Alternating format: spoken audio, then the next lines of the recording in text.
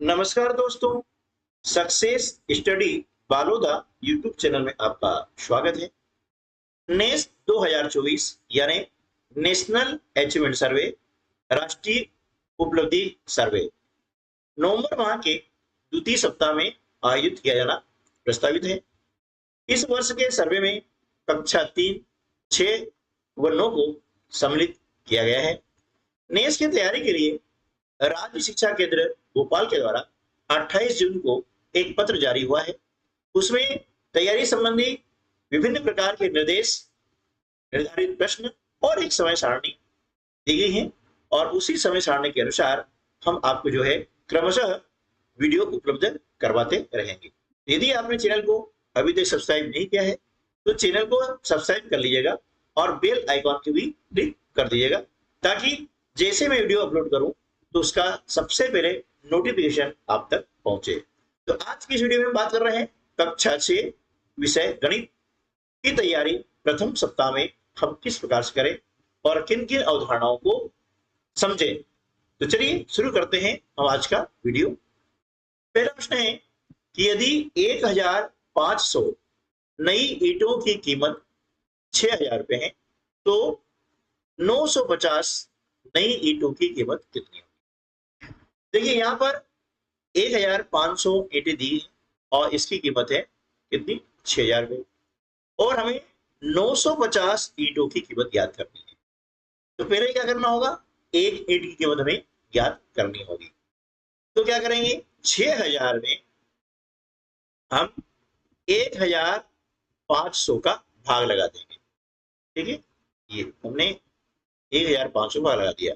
अब लास्ट में शून्य है तो शून्य से शून्य कैंसिल हो जाएगा, 15 से 60 कटेगा 4 बार, यानी एक ईंट की कीमत कितनी हो गई है, 4 रुपए हो गई है। ठीक है, एक ईंट की कीमत 4 रुपए। अब हमें 950 ईंटों की कीमत ज्ञात करनी है। तो एक से अनेक में हम गुणा करते हैं। तो एक ईंट की कीमत 4 रुपए, तो 950 ईंट की कीमत कितनी होगी, तो 950 में क्या करेंगे, 4 का गुणा कर देंगे, है ना। 4 शून्य शून्य, 4 पंजे 20 के शून्य, हासिल 2, 4 नवे 36 और 2 38, यानी 950 ईंटों की कीमत आएगी 3800 रुपए, यानी विकल्प जो बी है वो हमारा सही उत्तर हो जाएगा। प्रश्न क्रमांक 2, लीला को 1 लीटर पानी की बोतल को पूरा भरने के लिए 5 बार छोटी बोतल से पानी भरना है। ठीक है, लीला की छोटी बोतल में कितना पानी आएगा। देखिए 1 लीटर वाली जो पानी की बोतल है ना, 1 लीटर वाली पानी की जो बोतल है, इसे पूरा भरना है तो उसे क्या करना पड़ेगा कि 5 बार उसके पास जो छोटी बोतल है उसे भरना पड़ता है। ठीक है, तो लीला की छोटी बोतल में कितना पानी आएगा। अब देखिए यहाँ पर हमें याद होना चाहिए कि 1 लीटर में कितने मिलीलीटर होते हैं, तो हम जानते हैं कि 1 लीटर में 1000 मिलीलीटर होते हैं। कितने होते हैं, 1 लीटर में 1000 मिलीलीटर होते हैं। ठीक है, तो अब क्या करेंगे कि भाई जो बड़ी बोतल है ना, उसे छोटी बोतल से 5 बार भरा है, यानी 1000 में हम क्या करेंगे, 5 का भाग लगा देंगे, है ना। तो 5 एकम 5, 5 दूनी 10, 0 0, यानी वो जो छोटी बोतल है ना, वह 200 मिलीलीटर वाली है ना। उसमें पानी कितना आ रहा है, 200 मिलीलीटर पानी आ रहा है, इसलिए विकल्प सी जो है हमारा सही उत्तर होगा। प्रश्न क्रमांक 3, किसका अर्धव्यास सबसे अधिक है। अब देखिए अर्धव्यास क्या होता है, ध्यान रखिएगा, अर्धव्यास का दूसरा नाम है त्रिज्या। ठीक है, अर्धव्यास को हम त्रिज्या भी कहते हैं। अब अर्धव्यास होता क्या है, देखिए एक होता है वृत्त, है ना, ये आप जानते हैं, इस प्रकार से वृत्त होता है और ये सब केंद्र होता है। तो केंद्र से ये जो परिधि है यहां तक की लंबाई कहलाती है त्रिज्या, है ना। इसे त्रिज्या भी कहते हैं, अर्धव्यास भी कहते हैं। ठीक है, अब कार का टायर हम देखते हैं कैसा होता है, किसी अंगूठी का साइकिल का पहिया और चूड़ी। तो देख रहे हैं यहाँ पर कि यदि आकृति छोटी है तो त्रिज्या यानी अर्धव्यास कम होगा, है ना। जैसे मान लीजिए ये रिंग है, मतलब आपकी अंगूठी है, तो आप देखें इसका जो अर्धव्यास है वो कम होगा। साइकिल का पहिया बड़ा होता है, मान लीजिए इस प्रकार का है ना, तो इसकी त्रिज्या ज्यादा होगी। चूड़ी चूड़ी आकार इस प्रकार होता है ना। तो हम देख रहे हैं कि जितनी बड़ी आकृति होगी, है ना, उसका अर्धव्यास उतना ही अधिक होगा। यह पूछा गया है कि किसका अर्धव्यास सबसे अधिक है। तो यहाँ पर कार का टायर दिया है, अंगूठी, साइकिल का पहिया और चूड़ी। इन चारों में से साइकिल का पहिया है बड़ा होता है, इसलिए उसका अर्धव्यास भी सबसे अधिक होगा। तो विकल्प सी जो है हमारा सही उत्तर होगा। प्रश्न क्रमांक 4। हम यहाँ देख रहे हैं कि ऊपर दी गई अलमारी में एक खाने में 2 मग आते हैं, है ना। ये कितने खाने हैं? 1 2 3 4 5 6 7 8 और 9 खाने हैं, है ना। कितने खाने हैं? 9 खाने हैं। तो एक खाने में कितने मग आते हैं? 2 मग आते हैं, ठीक है। तो इस अलमारी में कुल कितने मग आएंगे? देखिए एक खाने में 2 मग आते हैं, हमें ज्ञात करना है 9 खाने का, यानी 1 से अनेक। जब भी 1 से अनेक का मान ज्ञात करना होता है तो वहां पर हम गुणा करते हैं। एक खाने में 2 मग, तो 9 खाने में कितने मग? तो 2 9 18, ठीक है। इसमें 18 मग जो है आएंगे। कितने आएंगे? 18 मग।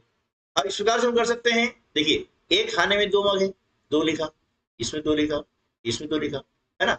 और इसे हम जोड़ कर भी कर सकते हैं। ये लिख दिया, एक खाने में 2 मग आ रहे हैं, अब जोड़ लिया 2 2 4 2 6 2 8 10 10 और 2 12 12 और 2 14 14 और 2 16 और 2 18। विकल्प सी जो है हमारा सही जवाब हो जाएगा। तो इस प्रकार से भी जोड़ के हम कर सकते हैं और गुणा करके भी इस प्रश्न को हल किया जा सकता है। प्रश्न क्रमांक 5। नवेद को अपने खेत के चारों ओर तार की बाड़ लगानी है। नवेद को कितने मीटर तार की आवश्यकता होगी? देखिए इसका जो खेत है, इसकी आकृति इस प्रकार से और इसके चारों ओर तार की एक बागड़ लगानी है ना।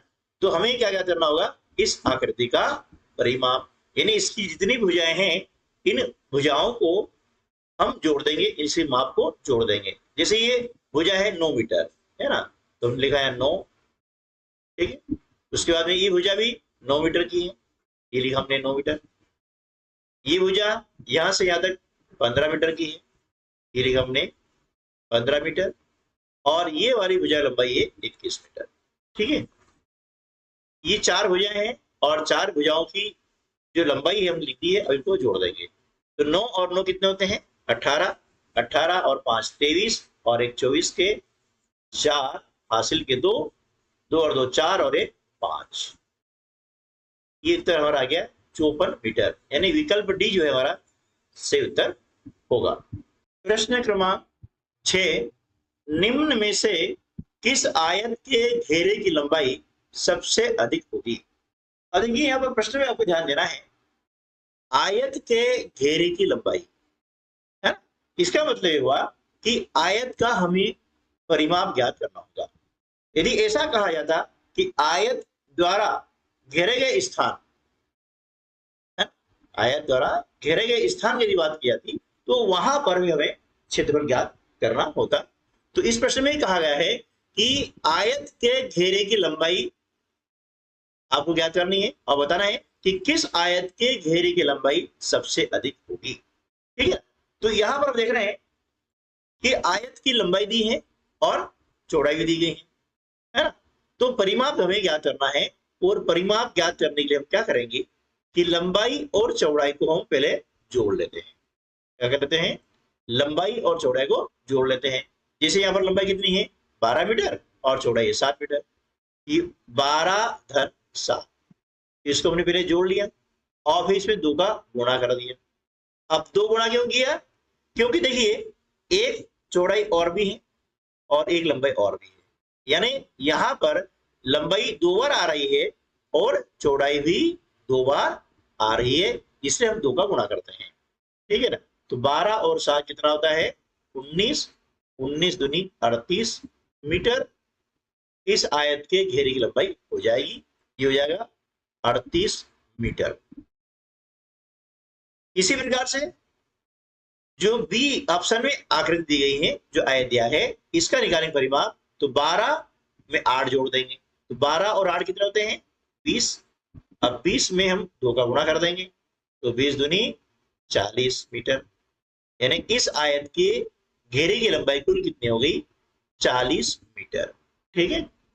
इसी प्रकार से विकल्प सी में जो आयत दिया है, इस आयत का हम निकालेंगे परिमाप, तो क्या करेंगे 12 और 11 इसको हम जोड़ देते हैं। ठीक है ना, 12 और 11 को हमने जोड़ दिया है और इसमें हम 2 का गुणा कर देते हैं। ठीक है, तो 23 दूनी 46, तो इस आयत के घेरे की लंबाई हो गई है 46 मीटर। डी में देखिए 13 और 9, 13 में 9 जोड़ते हैं तो होता है 22, 22 में हम 2 गुणा करेंगे तो हो जाएगा 44, है ना। यानी इस आयत के घेरे की लंबाई हो गई है 44 मीटर। हमसे पूछा गया है कि सबसे अधिक जो लंबाई है वो किस आयत के घेरे की है, तो सबसे अधिक हम देख रहे हैं लंबाई 46 मीटर है, इसलिए विकल्प सी जो है हमारा सही जवाब होगा। प्रश्न क्रमांक 7, दी गई आकृतियों में किस आकृति के वर्ग सबसे कम है ना। ये इतना जो खंड है ये एक वर्ग दिया हुआ है, तो किस आकृति में वर्ग सबसे कम है, तो हमें गिनना होगा, है ना। तो हम विकल्प ए में देखते हैं 1 2 3 4 5 6 और 7, इसके अंदर क्या है 7 वर्ग है। आकृति बी में देखें 1 2 3 4 5 6 7 और ये 8 है, इसमें 8 वर्ग हैं। ठीक है ना। सी में 1 2 3 4 5 6 7 8 9 और 10, इसमें 10 वर्ग हैं। और डी में 1 2 3 4 5 6 7 8 9, इसमें 9 है ना। अब पूछा गया है कि आकृति में वर्ग सबसे कम किस आकृति में है ना। तो देखिए सबसे कम किसमें है, विकल्प ए में 7, है ना। विकल्प ए जो है हमारा सही जवाब हो जाएगा।